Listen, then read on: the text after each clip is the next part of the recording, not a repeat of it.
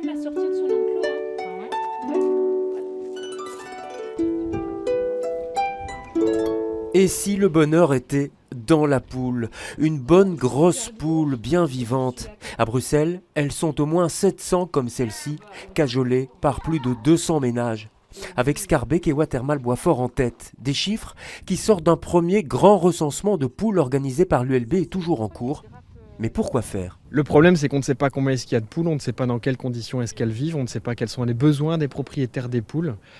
Et donc, pour pouvoir faire ça correctement et ne pas uniquement laisser cet animal comme une petite usine qu'on utiliserait à domicile de manière adéquate ou pas, l'idée justement, c'est d'essayer de comprendre quelle est la situation actuelle à Bruxelles. Et elles ont plutôt la belle vie, nos gallinacées bruxelloises. La preuve, c'est que comme Mia, la plupart des propriétaires de poules les ont depuis au moins 2 ans.